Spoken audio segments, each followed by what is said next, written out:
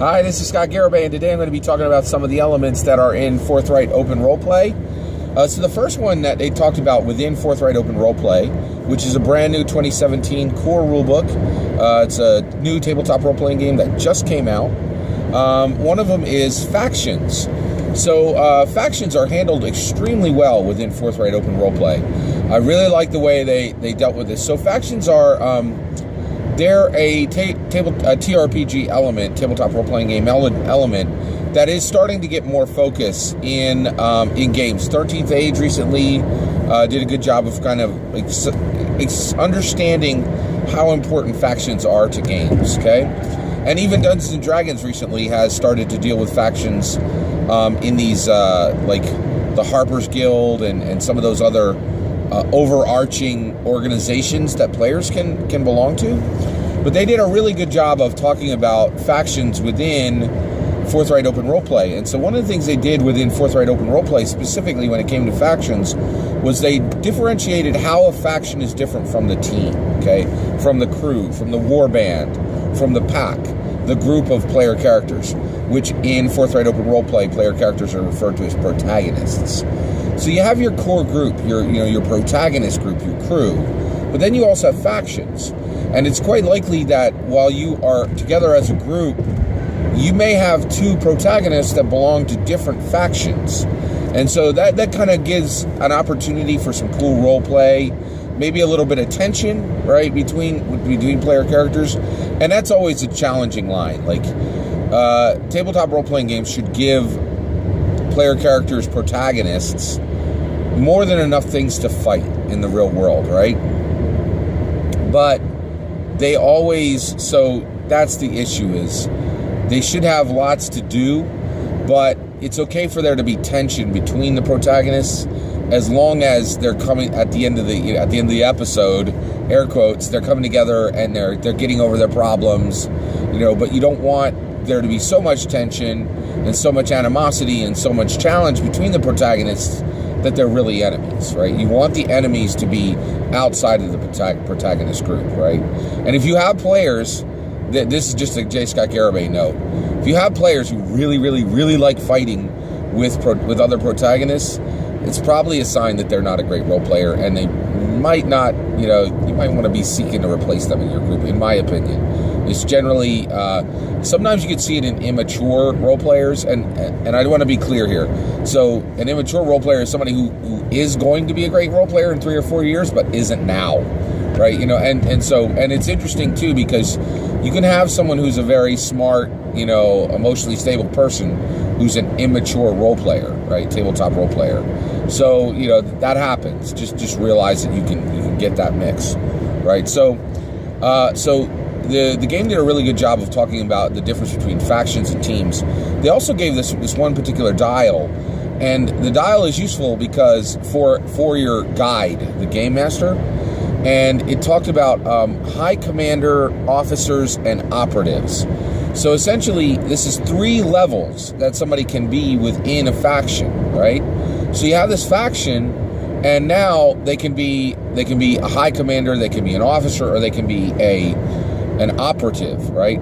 Now, you can change the names of each one of those tiers for any given faction, but it's really cool to realize that all factions really have these positions, right? And I thought that was really, really neat aspect of the game. I really liked it, and also I really feel like factions is actually Blades in the Dark. One of the reasons why Blades in the Dark is such an amazing game is Blades in the Dark actually builds factions right into the game itself, which is pretty darn cool, right?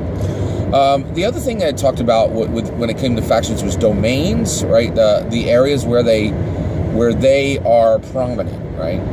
And then the other one is so you have your domain, and that's the area where your faction is active or where your faction is trying to move into, okay?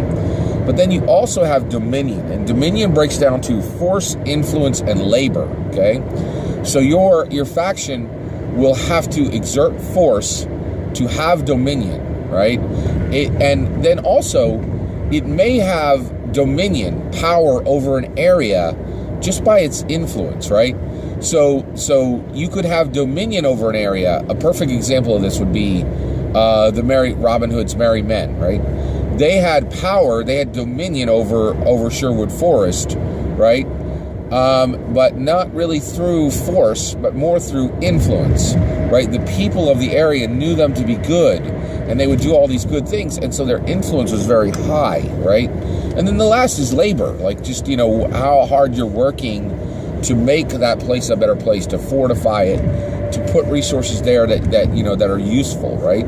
So the dials section on factions was really fantastic. I liked it a lot, okay?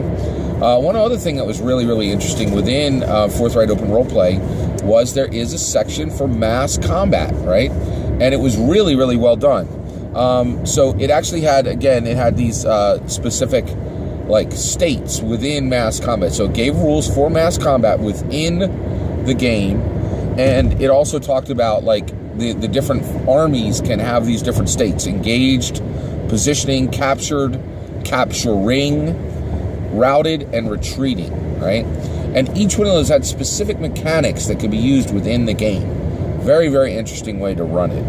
One other thing I really liked was missions. So when it came to mass combat, it would talk about these missions, right? So missions could be used specifically to deal with plots, okay? And when it comes to plots, to move plots forward. So missions could be given to protagonists, and they tie into mass combat. And if the mission is completed, it allows a plot aspect to be inserted into the mass combat. So essentially, missions are used to tie plot events to mass combat for protagonists. And the way it's explained in the game is really, really excellent. One of the other things is because Forthright Open Roleplay is a game where you are dealing with, since it's a universal role-playing system, it talks about innovation eras, and it did primitive, pre-industrial, industrial, atomic, information, integration, spacefaring, starfaring, and singularities. So those are all the different eras that are dealt with within Forthright Open Roleplay. And they're great. And actually, again, they give a guide to here's what you would see in here, here's what you wouldn't see. And essentially this section that I'm talking about now, this was a part of Forthright Open Roleplay game that is really the Dungeon Master Guide within the book. And it's very, very interesting aspect. It was really well handled within the book itself. It continued on and gave the guide advice specifically for building trust with players, for preparing for games, and last, for building the gamescape, right? So building, now what was interesting was, this is how you be a game master, right? And I think it was good sound advice. There really wasn't a lot here that I haven't seen before, and it definitely would be useful for a new time tabletop role-playing game person. It was well handled. I don't think there were any aspects of that part of the game that weren't well done. It really was done really well. Also within the game, there was a section on projects. And so projects is how, how do you build an enchanted hammer, right? How do you build a magic school? How do you, if you're in a car game where, maybe you're a street racer, how do you build, the ultimate race car that is going to be used not into this week's race, not in next week's race, but is unveiled 3 or 4 sessions into the campaign as the ultimate beast mode vehicle, and it was really good. And it gave a very distinct system for player characters achieving larger goals over time. The one thing I thought was very funny was they actually had a section that said a project to build a grenade launcher would be 7 times more difficult than a project to commune with a deity, which I was like, what? It was really strange. So I think that the confusion may have been okay, well, this is within a world where the gods are there, but there are some systems in here where you as the game master might need to jump in and apply a little more common sense, only because essentially Forthright Open Roleplay is a full-on universal role-playing system, right? And so, but actually, so one thing I just wanted to say real clear. So I've actually talked about I've actually wrote, when I read a new tabletop role-playing game anytime now, I go through and I read the entire thing, and I take a lot of notes, and I just talk about the things that stand out to me.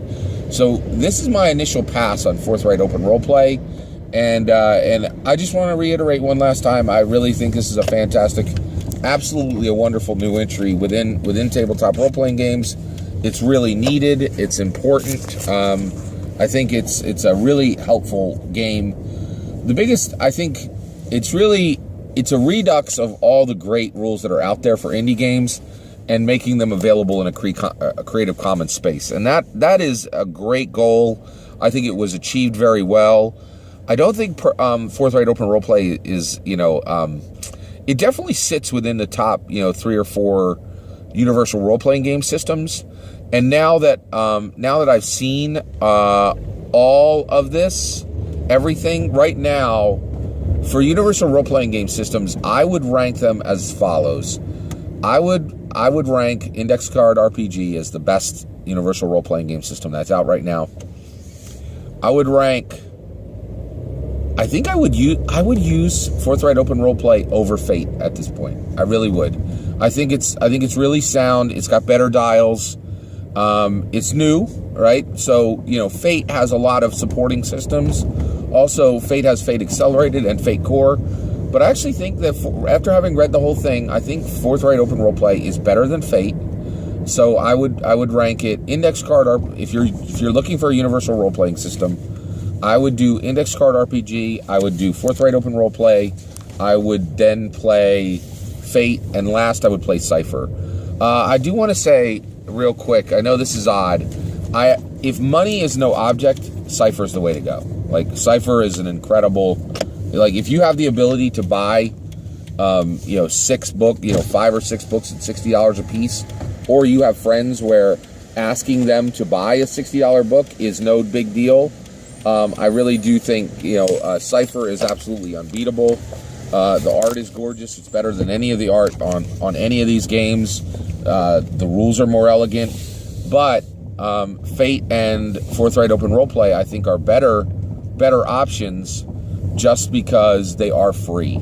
And also, I just want to say, the ability for people to get a 190-page tabletop role-playing game for nothing, I feel that's a really big deal. Like, I'm no longer in this space, but there was a day where it was hard to get money for tabletop role-playing games, and I just have this idea. I live next to Chester, Pennsylvania. Chester, Pennsylvania is darn near a blighted city, and I think there are some junior high and high school age kids who probably have very, very little money, but they might have a phone, they might have a Chromebook, and they can just download Forthright Open Roleplay and they can play any story they want. They can and that's amazing to me. And I think and I'm not directly connected with any of those people, but I know they're there. And the fact that this amazing, awesome tabletop role-playing game is there for people who don't have money, I think it just makes our world so much richer and so much better. And so Forthright Open Roleplay, it's definitely the best universal role-playing systems on the market. Brian R. Ship, Sarah Perry Ship, and Jackie Ray Waters Jr. Really did a fantastic job with this game. And I'm really glad it's in the world, and I had an absolute blast reading it. And I highly recommend going to DriveThru RPG right now, getting your free copy. And if you are inspired and if you love it, go ahead and drop a few bucks on the pay version. Take care.